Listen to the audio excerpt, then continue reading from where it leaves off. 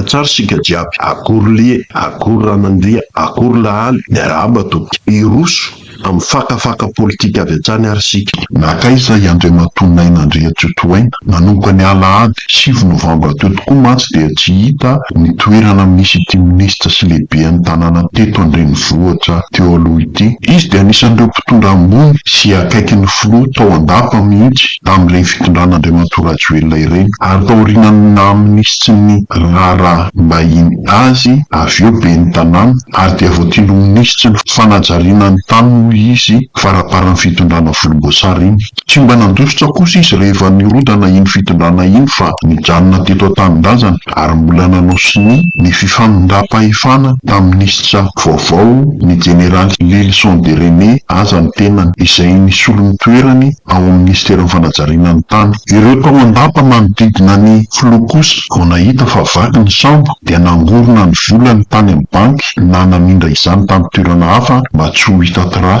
ary dia nandeha nitsoaka any ivelany avokoa, indrindra ireo nahivava sy nilaza tamin'ny filoha fa manohana azy hatramin'ny farany. Raha tsy teny afa-tsy ry Andriamaton'Aivo Raolodimo Ramatoa Lalatiana, ny governoran'Antananarivo Somaromaka, Andriamatoa Tinika Roberto, Tsay Christian sy ny marobe tsy voatanisa. Mihitsy no nanapa-kevitra hijanona eto an-toerana toa ny ministry ny fanabeazam-pirenena sy Andriamatoa Andrea Tsotoaina. Izao anefa dia manomboka ny fanaovana fanadihadiana ireo mpitondra rehetra teo aloha ahihina ho nanao ampimamba ny harem-pirenena tamin'ny fitondrana iny. Anisan'izany ity minisitra taloha ity. Tonga tao ny trano fonena niarak'izany ny mpanadihady avy eo amin'ny Bianco sy ny ministeran'ny fitsarana ny Alahady 7 Novambra teo. Nosavaina arak'izany ny trano fonenany, tsy tao moa ny tenany ka ny vadiny no nentina natao famitorana teny amin'ny biraon'ny Bianco miaraka amin'ny olona iray akaiky ity minisitra taloha ity. Mikasika ny raha fampisamboram-bola 12 miliara ariary nataon'ny kinapisan'ny orinasa SMGD no anton'izao fanadihadiana azy izao, izay vola tsy naverin'ity orinasa ity ny apahany maro tamin'izany vola nosamboriny izany, satria dia mbola misy 7 miliara ariary no tsy voaefatra amin'izao. Nalain'ireo zandary sy polisy tao an-tokantranony araka ny fantatra ny solosaina vitsivitsy ny ampy fiara. Ny zavatra fantatra sy voamarina dia mbola hita toerana ny tenany, satria mbola nitarika fivoriana niaraka tamin'ny mpiara-miasa aminy izy tao amin'ny orinasany ny zoma 7 Novambra lasa teo. Nambarany koa tamin'ny fotoana fifanondram-pahefana taminy sy ny minisitra vaovao jeneraly Lelson fa tsy mbo nangalatra ny tenany, ary madio tanteraka na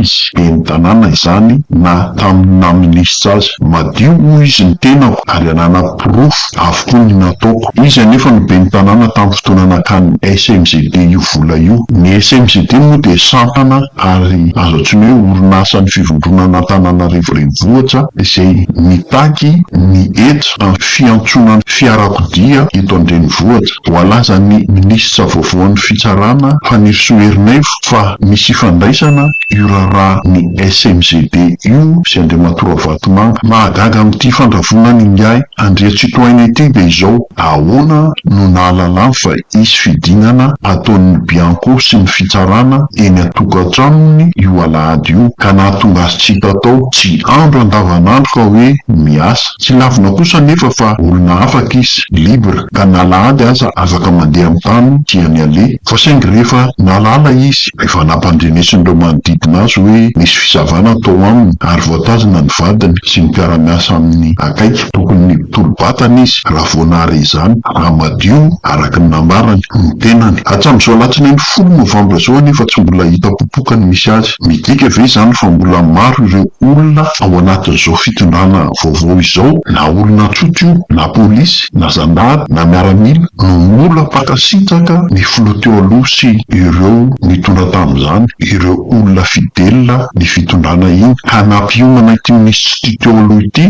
nahafahany niomana sy niafina talohan'ny nahatongavan'ny Bianco tao amin'ny tokantranony. I Ramatoa Rina Rakotomanga kosa dia voasambotra tamin'ny Tomasina ny alatsinainy 20 Novambra teo. Ny fanontaniana mipetraka amin'izao nanaovana ity fakafaka politika ity dia ny hoe aiza Andriamatora Rajoelina tafaporitsaka ve ka tafavoakan'i Madagasikara ihany koa, na dia nampiarina taminy aza ny tsy fahazon-dalana mivoaka ny nosy Madagasikara na ilay antsoina hoe IST, interdiction de sortir de territoire, sa kosa eto ihany izy fa tsara toerana iafenana. Izay indray no azontsika ambara aloha hatreto mikasika n'ity raharaha ity, ho hitantsika eo ihany ny fivoarany ka ho aroso antsika eto. Veloma vetivety tompo.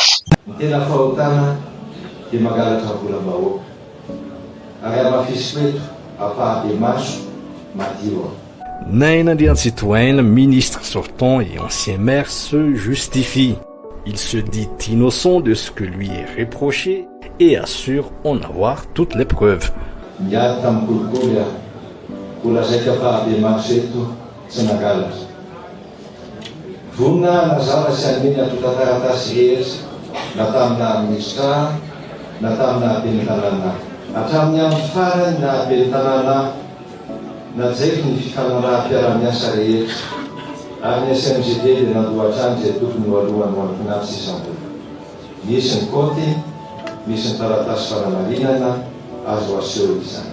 Manarak'izany, marina mandritra ny taona maro dia mitantana fikambanan'ny mpandrarahantena tahak'izay koa ny Premier ministre Rabelinasa. Ary noho izany andraikitra izany dia mpikambana so tena mpandrarato ny filan-kevim-pitantanana maro izay mara. Tsy fahotana zany fa adidy. Ny tena fahotana dia mangalatra volam-bahoaka ary amafisiko eto ampahabe maso madio.